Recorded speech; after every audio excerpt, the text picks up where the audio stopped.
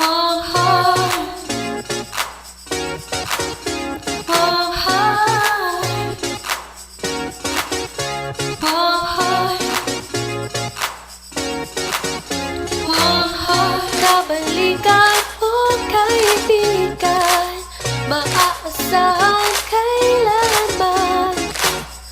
Di iyong malalapitan, pag-usapan natin yan. Hong Hong, Hong Hong, Hong Hong, Hong Hong, Hong Hong.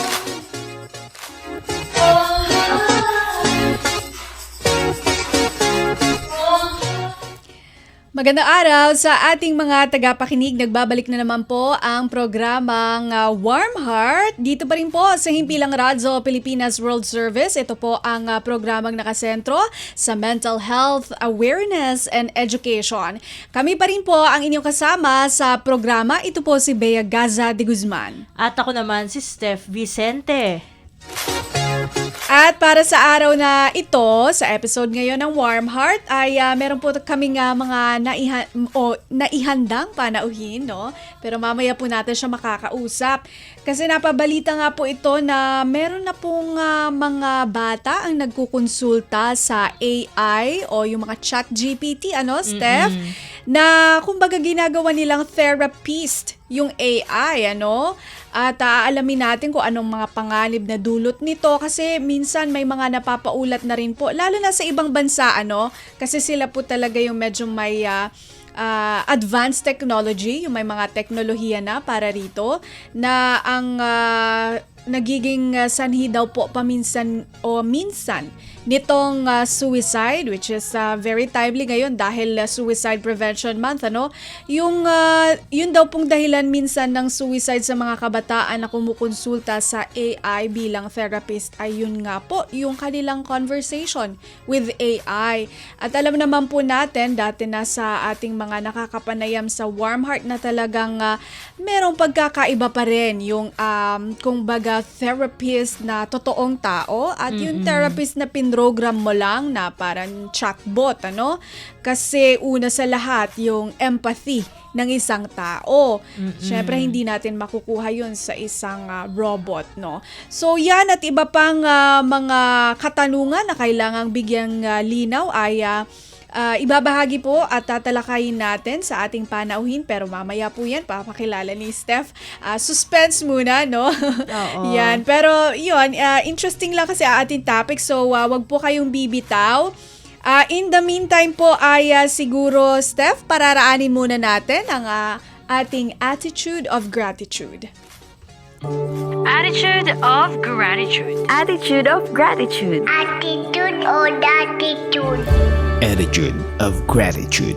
Gratefulness. Gratefulness, gratefulness, Joy.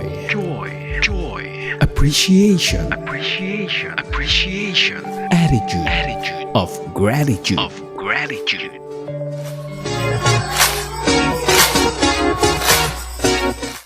Okay, so ito na po ang ating attitude of gratitude, no? Marahil nagtataka po kayo, bakit ito ang nauna sa programa para po sa ating mga taga-subaybay, no? Na malalaman nila, bakit ito ang nauna? Kasi usually ito ay para sa ating, kumbaga, panghimagas, no? Pagkatapos ng ating mga mabibigat na usapin.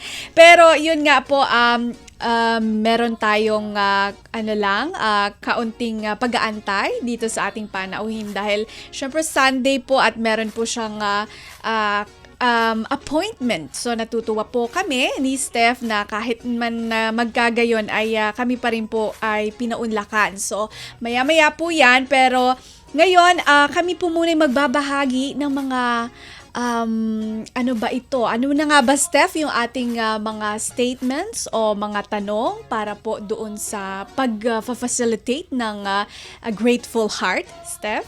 Yes, ayan. So, una, what happened today that was good? Pangalawa, which people in my life am I grateful for? Pangatlo, what am I taking for granted that I can be grateful for? Pang-apat, what did I accomplish today? Pang-lima, what is the last book I read or movie, show, or social media clip I saw that I really appreciated and why? Ayan. Pang-anim, what am I most looking forward this week, month, and year and why? Pang-pito, what is the kindest thing someone has said or done lately? At pang-walo, what can I celebrate today? Ayan ang mga katanungan natin. Okay, so ako po muna ang unang magbabahagi. Ito po ay hindi personal experience. Actually, ibabahagi ko lang po ito from the social media, no? Sasagutin po natin yung tanong ni Steph na ano ang pinaka mabuting ginawa o na experience lately. Opo, yan. Thank you, Sir Leo. Ayan, pinaprompt ako dito ni Sir Leo, no? Ano daw yung looking forward daw ako. Okay, pero ito muna, no? Kasi ito maganda to, what is the kindest thing that you have experienced? Siguro hindi na to lately kasi ito parang shinare lang sa social media at gusto ko rin po na ibahagi sa inyo kasi nakakatuwa po itong kwentong ito. Tungkol po ito sa kumbaga, yung pag-comparison ng experience nung bata ka pa at yung bang kung gaano nagbago ang buhay mo. Sabi dito, mayroong isang individual o tao na noong 13 years old po siya, ay nahihiya siya kasi sobrang mahirap sila. At minsan, o madalas, sabi niya, madalas po na pumupunta siya sa school na walang pagkain. Tapos during recess daw, kapag daw po yung binubuksan na ng mga kaklase niya, yung mga lunch boxes nila, nakikita doon na marami silang pagkain. Tapos siya lang yung walang pagkain. So, nandyan lang siya sa tabi. Nagkukunyari siya na hindi siya gutom, ano. So, nagbabasa lang siya para hindi mahalata ng mga kaklase niya na wala talaga siyang pagkain. Tapos, isang araw, meron daw siyang kaklase na batang babae na nagbigay sa kanya ng pagkain. So, syempre siya naman, grateful heart, no? Tuwang-tuwa siya na, uy, itong kaklase ko na to, mabait siya, binigyan niya ako ng pagkain. So, minsan daw, binibigyan siya ng apple o kaya yung kalahati ng slice ng cake na binigay ng mama niya. Tapos, para sa kanya, doon sa sitwasyon na kinalalagyan niya noon, ay miracle na daw kung matatawag itong kanyang experience na ito na binibigyan siya ng kanyang kaklase ng pagkain. Tapos, for the longest time na ginagawa yon, parang lagi niyang kinicarry yung kindness na yon, no? Very grateful siya doon sa kindness na pinapakita sa kanya ng kaklase niya until one day, lumipat na daw yung kaklase niya na yon, no? Lumipat sila sa ibang lugar, so hindi na siya nakatatanggap nung kumbaga snacks or lunch na sinishare nung batang yon. So, syempre, nag-grow na siya, tumanda na siya, kinasal na, nagkaroon ng anak. Pero lagit-lagi naaalala niya yung experience na yon na may tao na nakakakita sa kanya, nagpaparamdam sa kanya na kahit ganoon yung buhay ay may nag-care sa kanya, no? May nagmamalasakit sa kanya. Tapos, isang araw nung tatay na siya, yung anak daw niya, nag-request, humiling sa kanyang nanay na, oy, pag binigyan mo ko ng baon, gawin mong dalawa, sabi daw nung anak niya. Tapos, para na teary-eyed daw itong nag-share. Tapos, naalala niya na nung bata nga siya, may nag-share sa kanya ng lunch. So, sabi niya, ito naman, kumbaga yung paying forward ba? Ito na yung parang time, noong time na yon siya yung tumatanggap ng help. Ngayon naman, through yung daughter niya o yung anak niya, siya naman na ngayon yung nagbibigay ng anak. Kasi nagtanong daw siya, bakit naman dalawa? Hindi mo nga minsan nauubos yung isa lang. Tapos sabi niya, hindi kasi may kaklase po ako na walang pagkain. So, ibibigay ko po sa kanya yung ipapak nyo na extra na lunch ko o na snack ko. Sabi niya, diba? Parang yun ang ating attitude of gratitude na isang kwento. Ito po nabasa ko lang, hindi po ito personal na story. Actually, itong post na to, syempre, kailangan nating i-reference, no? Oo. Pero, shinare siya ng isang friend ko sa Facebook, pero yung original na nag-post, I'm not sure kung siya yung original na nag-post, pero yung account na kung saan mo makikita yung post, or ako dito sa aking feed ay yung tawag, Pungkols. So, I'm not sure if it's account talaga ng tao, pero dito sa account na to, sabi niya, itong account na to ay nag-share ng incredible and amazing stories around the world. So, yung shinare niya yun, an act of kindness. Actually, lang yan kanina ko lang yan nakita dahil kami po dito ay medyo nag-adjust ng kaonte. Pero natuwa po ako sa kwento. So, shinare ko kay Steph at sa inyo. Ayun. Ayan. Ito, mabilis ang pag-iisip lang kung ano ang ma-share, no? Opo. Siguro, yung i-share ko na lang is yung pagiging grateful sa trabaho. Ayan. Siguro hindi ko pa to na-share dito sa program, no? Opo. Pero kasi yung pagiging broadcast journalist, pagiging media practitioner, dream job ko talaga to. So, Yes. I'm grateful ako dahil nabigyan ako ng chance na matupad yung aking dream job sa pamagitan niya ng ating himpilan, Radyo Pilipinas World Service, na mabigyan ng chance para makasama niyo dito sa Warm Heart. Ayun, siguro yun yung and siguro pa-message na rin to, no, sa ating mga estudyante, no, na i-pursue nyo lang yung dream job nyo.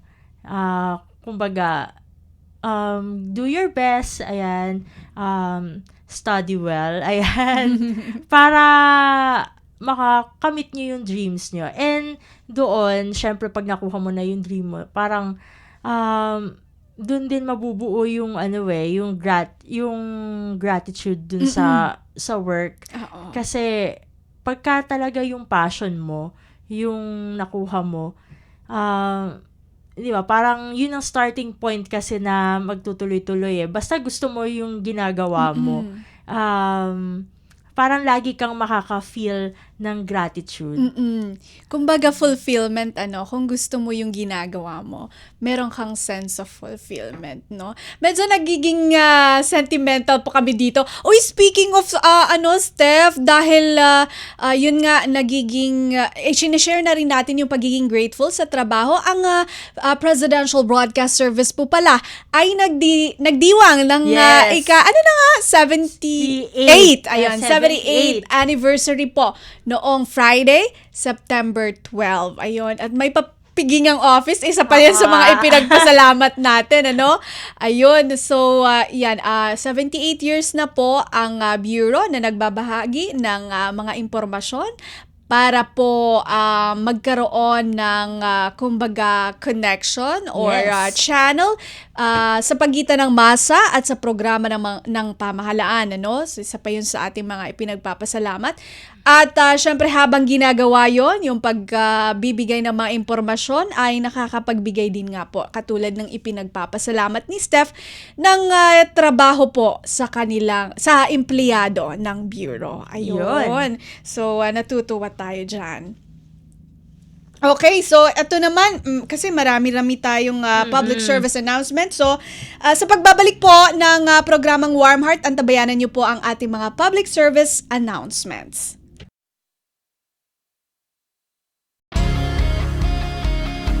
Garantisadong solusyon at aksyon ang handog sa iyo ng Bagong Pilipinas Presidential Action Center. Sundin lang ang mga sumusunod para makakuha ng appointment. Para sa wala pang eGov PH app account, panoorin ang video para malaman kung paano gumawa ng account. Kung meron ng account sa eGov PH app, mag-login dito.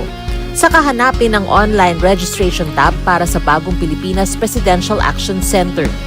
Pindutin ito para makita ang available na government services. Piliin ang serbisyo na iyong kailangan mula sa listahan.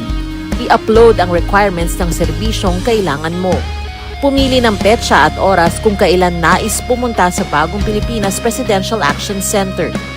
Isubmit na ang iyong application at bigyan ng pagkakataon na ma-review ang iyong isinumiting requirements. Hintayin ang QR code para sa kumpirmasyon ng iyong schedule. Makakatanggap ka ng text message para malaman kung naaprubahan ito. Sakaling hindi ito maaprubahan, makakatanggap ka rin ng text message para ipaalam ang kulang na requirements sa kasubukang mag-register ulit. Kung nakatanggap na ng kumpirmasyon, maaari nang pumunta sa Bagong Pilipinas Presidential Action Center sa napiling schedule, dala ang QR code at ang mga isinumiting requirements. Huwag kalimutang dumating sa itinakdang araw at oras ng iyong appointment. Pinapaalala rin na siguruhing may kumpirmadong schedule bago pumunta sa Bagong Pilipinas Presidential Action Center para maiwasang magpabalik-balik. Simple at user-friendly ang pagpapa-appointment dito. Kaya wag nang mangamba dahil sa Bagong Pilipinas Presidential Action Center, tulong ay abot kamay na. Warm Heart. Warm Heart. Warm Heart. Palawakin ang kaalaman sa mental health. Alamin ang ilang mga self-help tips at makinig sa mga kwento ng paghilom.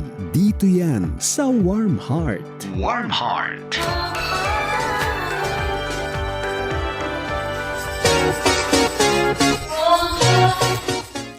Nagbabalik ang programang Warm Heart at syempre ito pa rin po ay napapakinggan at napapanood sa Radyo Pilipinas World Service at sa Evox PBS Receiver app para po sa mga hindi pa nakaka-download, no? Kung gusto niyo pong mapakinggan tayo sa audio streaming, i-download niyo lamang po ang PBS Evox Receiver app para po sa mga Android users sa Google Play Store, para naman po sa mga iPhone users sa Apple Store. Syempre, napapakinggan at napapanood niyo rin kami sa official Facebook page ng Radyo Pilipinas World Service at nakakolab ito sa page din po ng Warm Heart maging sa YouTube channel po ng Radyo Pilipinas World Service. Kami pa rin po ang inyong kasama sa programa, Bea Gaza de Guzman At Steph Vicente. at sa pagkakataon po ito sa segmentong ito ng Warm Heart ay kami po magbabahagi na ng public service announcement sa pamamagitan ng ating kasama dito si Steph. Ayun. So, yung unang-una nating PSA ay patungkol sa 49th Annual Conference ng Educational Counselors and Psychologists of Asia Pacific. Ayan, yung chapter nila dito sa Pilipinas. So, ayun, nakikita naman sa ating screen yung pinaka-poster nila. Ito yung pinaka-paanyaya nila. Kumbaga, we're inviting all mental health and counseling professionals and advocates for this year's Association of Psychological and Educational Counselors of the Asia Pacific or APECA Conference hosted by the Educational Counselors and Psychologists of the Asia Pacific Incorporated o ECPA and in partnership with the DLSU Counseling and Psychological Services or CPS. Gaganapin yan sa November 19 to 21, 2025. At saan ba yan? Syempre, nabanggit na rin yung DLSU. Syempre, sa De La Salle University, Manila. Gaganapin yung conference na yan. At maaring makapag-register.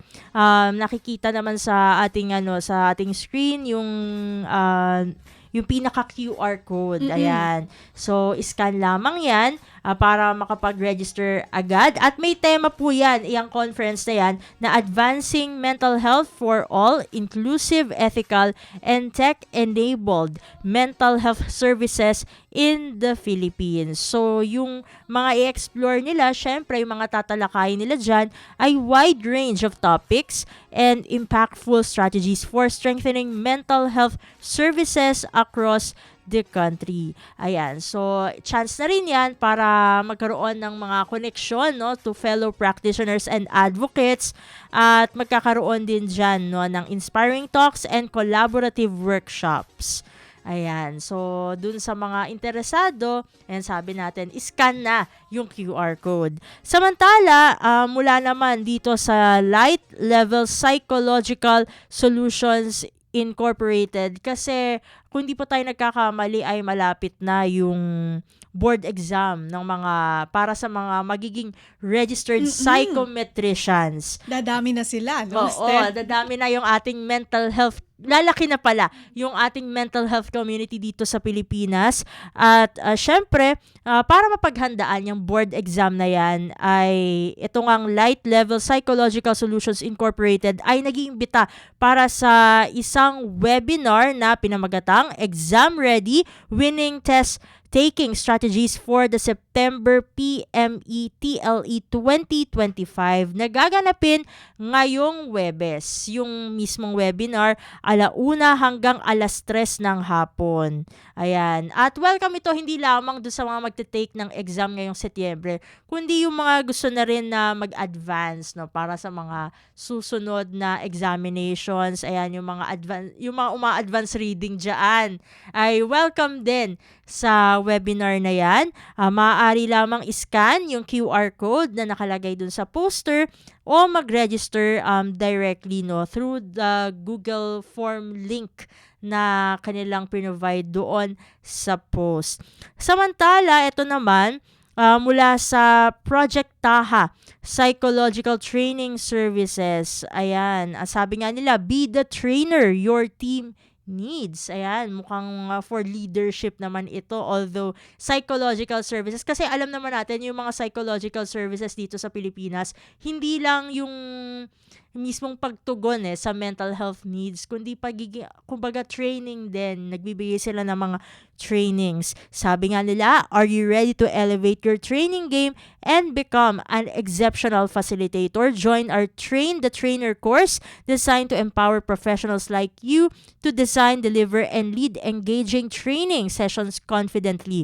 Gaganapin yan September 20, no? At yan, so 9 a.m. to 4 p.m. Ayan, meet na lang daw via Google link. Ayun. Samantala, mula naman dito sa Hope Mental Health and Wellness Program, ayan, pwedeng sumama, no, sa isang 5 araw na mental health certification training at maging isang certified mental health trainers sa inyong community. Kailangan na kailangan yan, lalo na dun sa mga far-flung areas, no? Ayan. Kaya, iyan, ino-offer nga nitong Hope Mental Health and Wellness Program, ang isang certification program purely online para sa mga individual na gustong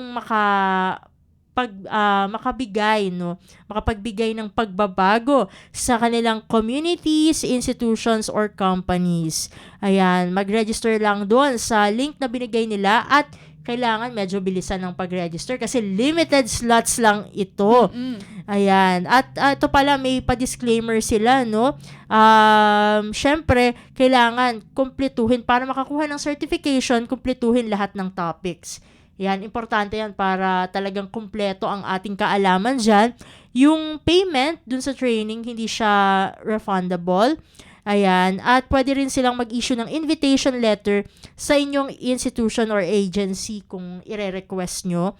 At ayun, may isa pa silang disclaimer, hindi sila affiliated sa kahit anong organizations na nag-o-offer ng similar certification program. Ayan, tandaan yan para hindi tayo mabogus. Ayan, kumbaga. At sa panghuli naman natin na PSA, galing dito sa Serene Minds. Ayan, ito sabi, i-direct quote ko na lang to, no? Hi everyone, if you want to seek professional help but do not have time to book or have a face-to-face consultation, this is for you. We offer a safe space where you can open up your thoughts and emotions at the comfort of your home. Parang medyo related to dun sa ating topic, no? Kasi eto naman, although totoong tao naman yung kausap natin dyan. Ayan. At syempre, ine-encourage ng Serene Minds na magkaroon ng help-seeking behavior, no? Sabi nga nila, okay na mag-seek ng help, hindi naman kailangan na harapin mo mag-isa ang iyong mga pagsubok sa buhay, no? Kaya nandyan nga yung ating mga mental health professionals para tulungan tayo na, kumbaga, may absorb, no?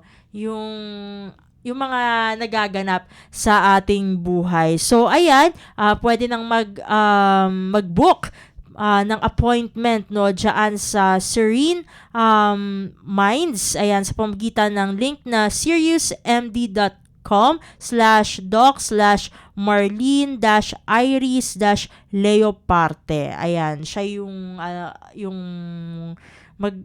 pagkukonsultahan dyan sa Serene Minds. Ayun, yun lamang ang ating mga PSAs for today. Okay, maraming salamat, Steph, sa ating public service announcements. At sige, paraanin muna natin isa pang paalala para po maihanda naman po natin ang ating panauhin para sa ating pag-uusapan na exciting, no? Dito po sa ating palatuntunang Warm Heart. Time to celebrate kulturang Pinoy. Tradisyon, musika, sining, literatura at iba pa. Anything and everything fun and Filipino. Ito ang Pinoy Kultura. Naalala ko, nung bata pa ako na namamasyal kami sa Fort Santiago sa Intramuros. Ito ay ginawa noong 1571 bilang kuta o fortress ng Spanish governor na si Miguel Lopez de Legazpi. Isa ito sa mga napaka-importanting historical sites sa Maynila. Marami ang nagbuwis ng buhay dito noong kapanahunan ng mga Kastila at noong World War II nang ginamit ito ng mga Hapon bilang kulungan ng mga Pilipino at Amerikanong kanilang nahuli.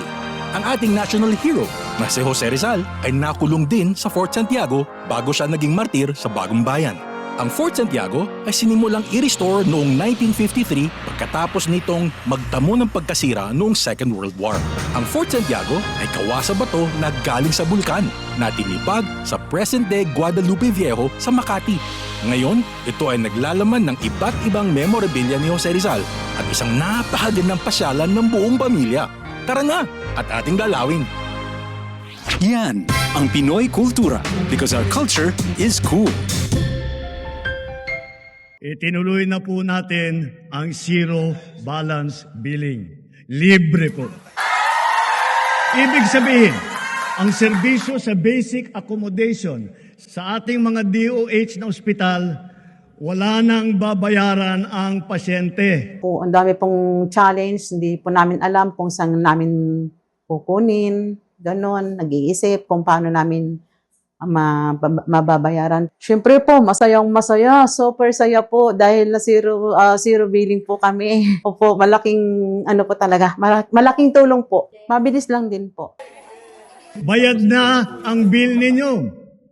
Uulitin ko, wala nang kailangan bayaran ng pasyente basta sa DOH Hospital dahil bayad na po ang bill ninyo. Naiyak ako kasi sobrang saya. Maraming salamat po, Mr. President Bongbong Marcos Jr. Hindi kami nagkamali ng taong ihinalal. Warm Heart. Warm Heart. Warm Heart. Palawakin ang kaalaman sa mental health. Alamin ang ilang mga self-help tips at makinig sa mga kwento ng paghilom. Dito yan sa Warm Heart. Warm Heart.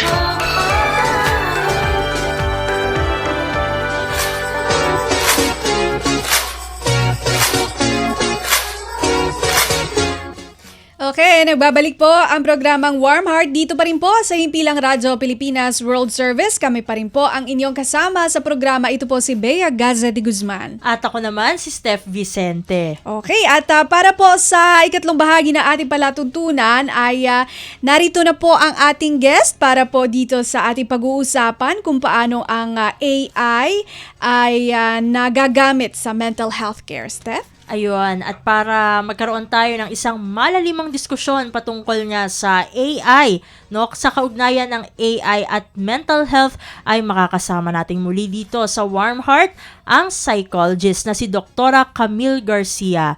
Dr. Camille, welcome po sa Warm Heart. Hi, good morning, Bea. Good morning, Steph. So nice to be back. Yes. Kailangan kasi dapat yata 8 o'clock ito. Sorry, naging 8 na. Late na ng konti. It's okay po. Maraming salamat po at kami pa rin po ay inyong pinaunlakan kahit na po alam namin it's a rest day. So, kinuha namin ng ibang time sa iyong day off, Doktora. So, ayun nga po, napababalita nga po na medyo dumarami daw po yung cases. I'm sure hindi naman po ito, yung record na ito sa Pilipinas, pero meron po kasi napapabalita sa ibang bansa na may mga bata daw po na nati-trigger, trigger warning lang po, nag-suicide dahil nga po dito sa chatbot or AI therapy. So, Doktora Camille, paano po ba ginagamit ang AI sa mental health care? Okay, kasi kung sasabihin mo na gagamitin siya for mental health care, parang palagi siyang it's a question and answer form. So definitely, pag may mga tinanong ka, may isasagot sila. But remember, AI ito. So wala itong emosyon. So there's a tendency na talagang sabihin mo, hindi makakapag-empathize kung ano talaga yung nararamdaman na isang tao. So pag sinabi mong empathy, di ba, it's the ability to understand kung ano talaga yung feeling nung tao na nagre-request ng kung ano mang mga interventions sa AI. Ang isang possibility dito, yung tinatawag nating algorithm bias. Okay. Kasi baka mamaya yung nakapid na information about mental health care puro tungkol lang sa mga certain group of people. Like, puro mga Amerikano lang. Or kaya tapos walang mga, parang pag may tingid ka na information at sinabi mo ay Filipino, hindi nila maintindihan, madi-disregard, baka magiging talagang high risk for possibility na imbis na makatulong, makakasira sa'yo. Dahil kasi, na misinformed din yung AI, at the same time, ikaw, akala mo, yun yung totoo. So, syempre, magkakaroon talaga ng factor na, baka nga, sabi ng AI, tama ito eh. So, yun ang tendency. Pwede talaga mag-commit ng hindi maganda ang isang taong gumagamit ito. Pag kumbaga masyado ka na involved dun sa situation na akala mo, ito lang yung makakatulong sa'yo at hindi yung human relationship na makakausap ka talaga face-to-face. Ayun. So, yan na ipinunto po sa atin ni Dr. Camille na isa po sa pagkakaiba ng isang totoong taong therapist at itong AI is yung pagiging transactional ng conversation. Kumbaga may tanong, may sagot, walang emosyon, walang empathy at syempre dahil medyo ito ay unang sinubukan sa western countries, no? Particularly like for example, US, medyo yung sinasabi nga ni Dr. Camille information bias. Paano ko yung finifeed sa yung information? Ikaw ay Pilipino pero pang Western perspective naman pala yun. So, hindi siya magiging as applicable kung i-a-adjust siya sa background ng isang Pilipino. No? Steph, may katanungan ka kay Doc? Doktora Camille, ang tanong ko naman po is, pwede pa rin po bang gamitin yung AI for immediate aid, parang first aid, dun sa mga may concerns regarding their mental health? Oo, actually, pag sinabi mo na talagang kung magtanong ka, meron bang pwedeng makausap? Parang magbibigay sila talaga ng mga directory ng hotlines na pwede mong makausap eh. So siguro, yun yung maganda kasi nagbibigay sila ng guide. Pero in terms of yung sabihin mo sa intervention, so like, halimbawa, sinabi gano'n, you need CBT or Cognitive Behavior Therapy. Masyadong structured pagdating sa AI. So, hindi mo naintindihan na parang siyempre kung anong sinabi noon, hindi siya mamodify sa isang tao na, lalo na, sabi ko nga, in terms of, kasi magkakaiba yan in terms of race, yung gender, tapos yung status mo, yung mga ganong klase na, na hindi na i-evaluate ng isang AI. Kaya medyo, parang nasabihin mo, hindi ko yata naintindihan, imbes na dapat maintindihan mo. So kung totoong tao yung magsasabi sa'yo na ganito ang dapat mong gawin bilang isang ganito, dahil kasi nasa ganito kang sitwasyon, di ba yung mga ganong factors, talagang medyo mahihirapan ng AI. Pero kung sasabihin mo na directly na pwede sila, magtanong ka lang, meron ako nararamdaman na ganito. Actually, pag titignan yung maigi, pag binabasa mo, meron naman din nakalagay sa ilalim na disclaimer na it is important to know na ako ay isang wala akong human relations, yung gano'n. Sinasabi naman din Kaya lang kasi siguro tayong mga gumagamit dito at sobrang involved dito, hindi pinapansin yun at ang tinitingnan na kung ano yung mga sinasabi na parang fact na akala mo totoong na pwede para sa'yo. Pero kasi hindi lahat ng bagay na pwedeng sinabi rito, totoo para sa lahat ng tao. Follow up lang po ang doktora kasi 'di ba meron tayong tinatawag na telemedicine. Pwede po bang ma-integrate yung AI sa mga sistema po regarding sa telemedicine? Actually, pwede. Pero kasi ganito yung nagiging problema natin. Kumisan, syempre, pag tingin tayo ng tingin na, halimbawa, ito yung gamot na to, tapos sinabi ganito yung use nitong gamot na to, hindi natin alam na kung minsan itong gamot na to, hindi talaga nababagay sa atin. Kaya kinakailangan mayroong kausap na talagang yung sabihin na natin, isang doktor talaga na espesyalista. Kasi meron halimbawa ganito merong ang antidepressant, sabi natin, ito yung nakakatulong para sa ganun, hindi tayo lumungkot. Pero maraming klase kasing antidepressant. Paano kung halimbawa, dahil nadidepress ka, tapos ang nangyayari, nag-stress eating ka, di lumalaki ka. Tapos meron namang iba na nadidepress, dahil sa sobrang depression, pumapayat.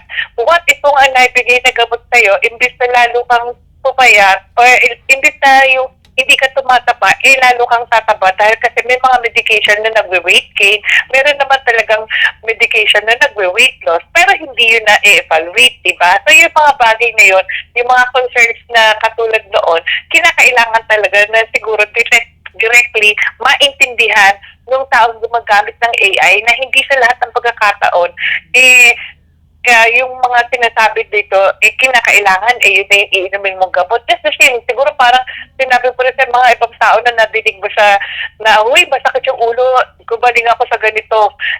Nadinig mo lang yun hindi ka nagkonsulta. So yun yung mahirap doon. Okay. Doktora Camille, ito naman po, so medyo nailalatag na natin pero para lang po magkaroon tayo ng impormasyon pa rin na mas mas malawak o malawig. Ito po, ano po ba yung mga benefits naman ng paggamit ng AI sa mental health care? Okay. Alam mo, kumisan yun ang maganda rito dahil kasi may mga pagkakataon na nakadinig ka ng mga salita na makabago or hindi mo naintindihan, especially tungkol sa mga mental health. Like, alam mo, pag natinig mo, ano ba yung bipolar, ano ba yung schizophrenia, yung mga terms na yan. Pag nag-search ka, yun ang maganda kasi kahit pa paano magkakaroon ka ng pagkakataon para maintindihan, ay ganito pala yun. Ay ganito yung nakita ko sa ganitong tao, yung mga tipong ganon. And more or less, magkakaroon ka ng understanding and mental health awareness na meron palang pagkakataon na yung mga nakakasalamuha kong tao ay ganito pala. And then, pag tinanong mo, how can you deal with these people? Meron din nakalagay doon na possibility na para makatulong na hindi ka mahihirapan na maintindihan yung mga tao na nakakasalamuha mo na merong mental health issues. So, kumbaga sa masyado lang siyang structured dahil kasi wala siyang emosyon pero parang binibigyan ka ng report ng ano na lahat yung pwedeng maaring makita mo, maaring mong maintindihan o maaring gawin mo kung makakita ka na isang taong may mental health issues or ikaw rin kung may mental health issues na hindi mo maintindihan. It's really a very good tool for general information. Okay. So, pag general information, how about naman po yung sa disadvantage aside from yung mga na-mention before na, yun nga, transactional, tapos kumbaga minsan na hindi angkop yung binibigay na mga suggestions for the treatment? Okay. Siguro, ang isa sa mga magiging disadvantage dito, yung magiging dependent ka sa AI. Kasi pag magiging dependent ka dito, para bang lahat na lang sasabihin, una, merong mga ibang tao na sa sobrang paggamit nito, akala mo sobrang galing. Kasi they wanted na nagbibida-bida sila na meron silang alam sa information na ganyan. But sometimes, siyempre, yung mga ganitong klaseng personalidad or behavior, hindi mo rin isasabihin natin, talagang meron silang parang motive na para pakita nila na marami silang alam. So, nagiging mali yung behavior at saka personality nitong tao to. Second, syempre, pag gumamit ka rin ng AI, there's a tendency for you na kumisan, hindi mo na i-evaluate na akala mo lang, ito lang yung mga sinasabing symptoms ng taong to, or hindi mo pinapakita yung compassion dun sa tao na humihingi ng tulong sa'yo. Dahil kasi parang masyadong ginagawa mo, detalyado lang na, ito gawin mo. Kasi, yun yung sinabi sa'yo ng AI, pero hindi mo napansin na yung kaibigan mo, ang hinihingin tulong lang, makinig ka doon sa problema. So, di ba, ang laking factor yung sinasabi, oo, nadidinig kita, pero iba yung sinasabi mong pinakikinggan mo ko. There's a big difference of hearing it out and listening. Kasi when you listen, there's a tendency para makita mo na nagkakaroon ka ng compassion dito sa tao ito and you really wanted to help this person. Yung mga ganong klase. Okay. Eto naman po, nabanggit na namin ito kanina, Doktora, na may mga balita na dahil sa artificial intelligence o AI, natitrigger, no? Trigger warning po ulit, no, sa ating mga tagapakinig, no? Natitrigger yung pag-commit ng suicide ng isang individual. So, Doktora, tama po ba na ituro natin sa artificial intelligence yung dahilan kung bakit nagagawa ito ng isang tao? Ay, oo.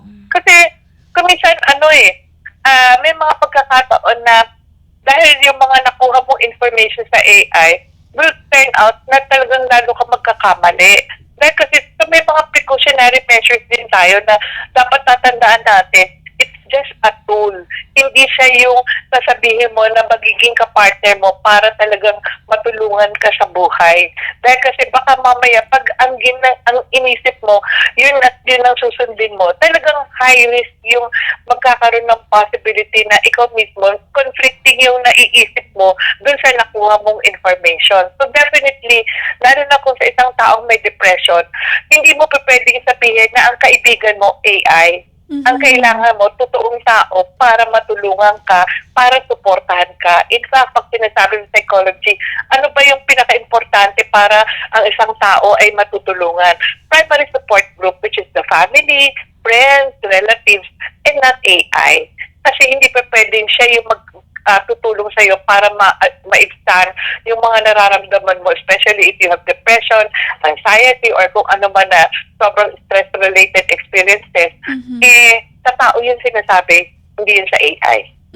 Doktora Camille, meron po silang term na ginagamit ngayon, which is gusto po namin at ng ating mga tagapakinig na maintindihan, ano po itong AI psychosis na tinatawag?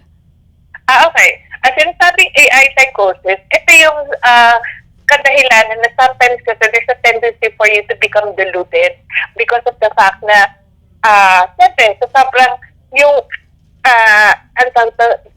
umaabot kayo sa punto na iiba, na di-disregard mo yung reality. Kasi kung minsan may mga pagkakataon na sobrang ganito yung sinasabi nitong AI. So, ang tendency, parang umaabot ka sa punto na, ay, ganito pala siya. So, the psychosis involved dito is yung nagiging delusional ka. Kasi parang sobrang, akala mo, ang dami mo alam. Pangalawa, sobrang dinidisregard mo yung may ibang tao. So, there's a tendency for you to withdraw from other people, mag-isolate ka. So, syempre, alam mo naman, ang isa sa mga factors para sabihin na nagkakaroon ka ng mental health issue is withdrawal, isolation, feeling of disinterested to other people, mas gugustuhin mo, sa kanya na lang ka magiging dependent. So, it becomes an AI psychosis dahil kasi nga, yung mga factors or symptoms na nararamdaman na isang tao when actually, ang yung nag-trigger doon, yung AI. Ito naman po, Doktora, paano ba natin matutugunan yung problema sa AI at sa dala nito na panganib, no, pagdating sa mental health care?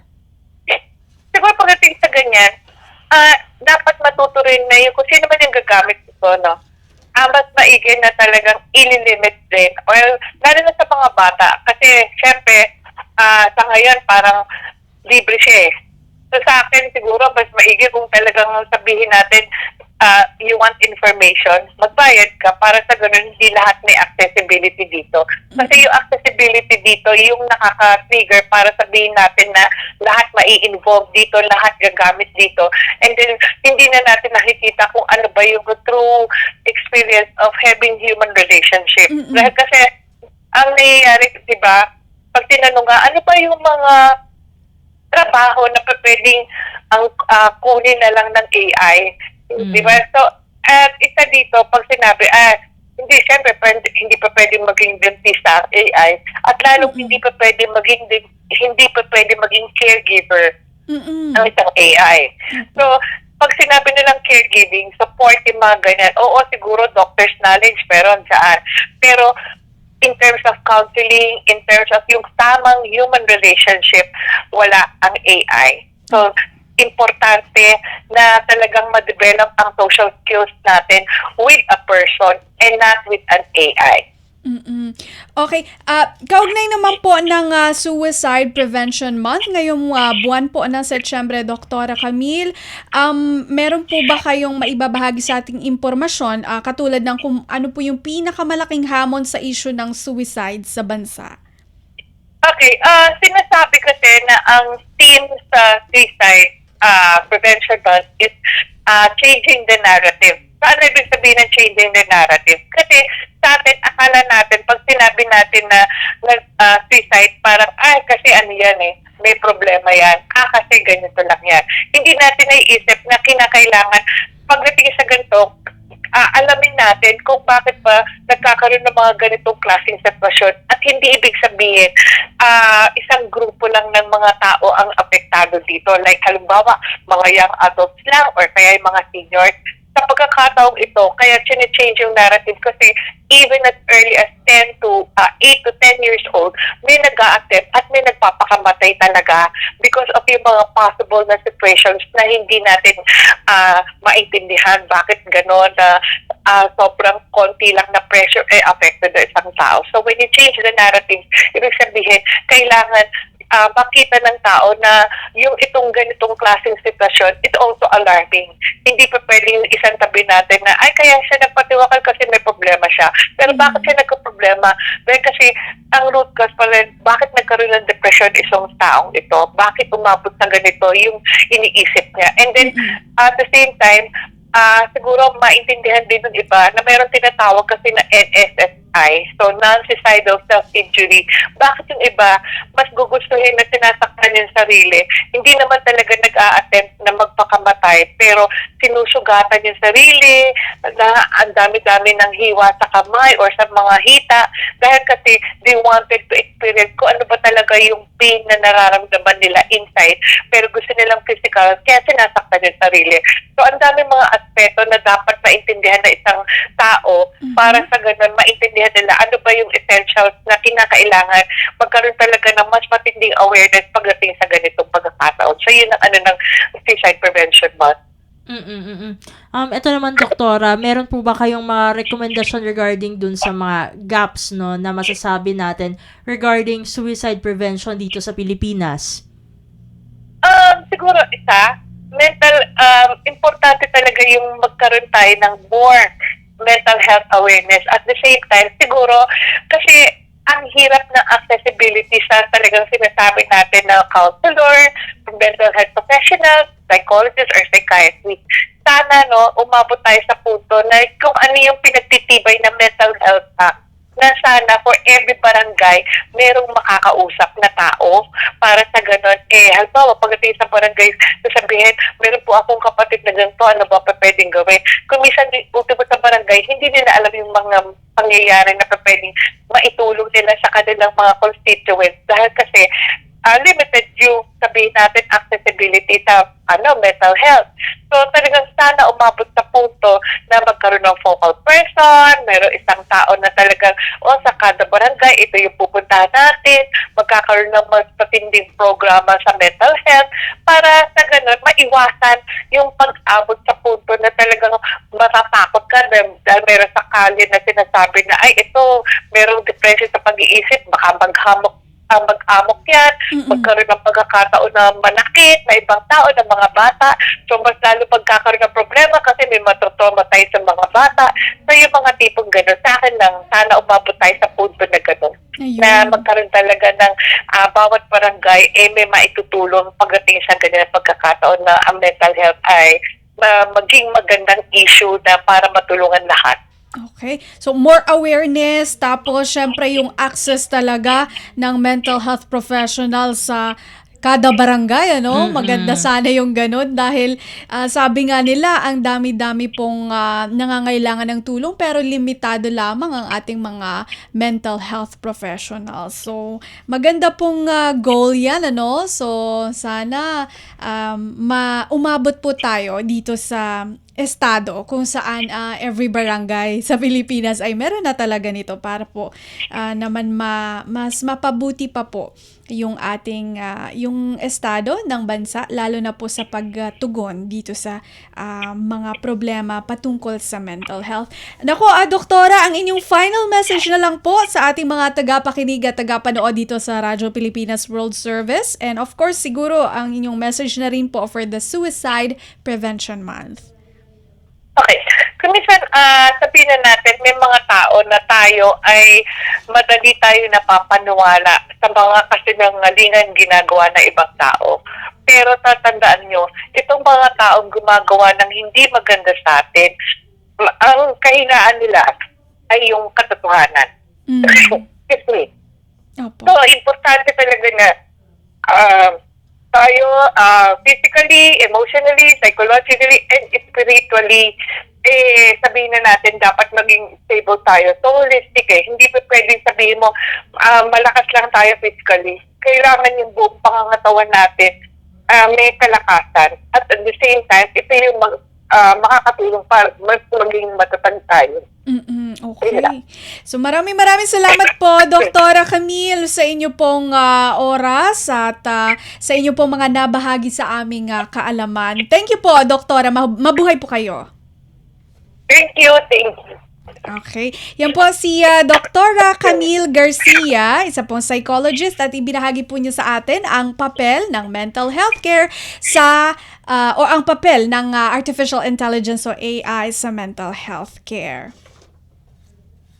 Okay, so ito, magpapatuloy na tayo, Steph, at medyo kaunti na lang ito dahil ito nga at malapit na tayong maubusan ng oras.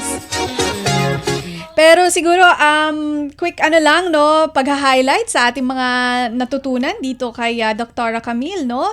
Talagang ang pinaka-takeaway is iba pa rin talaga ang magpakonsulta sa totoong tao as compared doon sa ating tool na artificial intelligence. Although nakatutulong nga siya, lalo na sa general information, kasi mabilis yun question and answer. Talagang makukuha mo agad yung tanong. Siguro caution na lang po, dahil itong mga sagot na ito ay maaaring angkop o hindi angkop doon sa karanasan mo. So, meron pa rin siguro oportunidad para humingi ng ibang, kumbaga sa doktor na physical, yung para sa physical mo ay yung second opinion ba?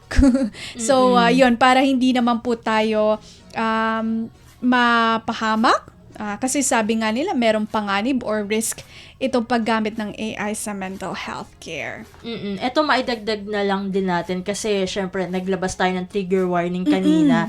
So, at dahil nabanggit din ni Doktora ang changing the narrative, no? Alam naman natin na isa sa mga guidelines, no, na inilabas ng DOH ay itong pagbabahagi ng mga crisis hotlines, no, matapos yung mga discussions or reports regarding suicide. So, dun sa mga gusto na kumbaga mailabas, no, yung kanilang saloobin, no, at sila ay matulungan, ay nandyan yung crisis hotline ng National Center for Mental Health, 1553. Meron pa silang 3 pang number. Ito yung isa pa, 1-800-1888-1553. Meron naman silang 2 mobile number para dyan sa mga gumagamit ng cellphones, 0919-057-1553 at 0917-899-8999. 8727. Meron din na telemental health response ang www.ncmhusaptayo.com. Ayan. Maraming salamat, Steph, sa pag-share ng ating crisis hotlines ng NCMH. Ano? At bago tayo magpaalam, pabati muna sa ating, meron nag-comment dito, JT. Naku, baka si JT ito. Oo. Sabi niya, good morning, Radyo Pilipinas World Service. Parang siya yan. Yun. So, thank you, JT, sa iyong panonood at pakikinig sa ating programang Warm Heart. Okay, at bago tayo tuloy ang magpaalam, magpasalamat muna tayo sa ating mga nakasama sa produksyon. Siyempre sa ating co-producer kay Sir Leo Magpayo, at sa ating pong Master Control, Susan Aizon, at sa ating warka, si Justin Osias. Hanggang sa muli pong episode ng ating programang Warm Heart, ito po si Bea Gaza de Guzman. At ako naman si Steph Vicente, at ito ang Warm Heart.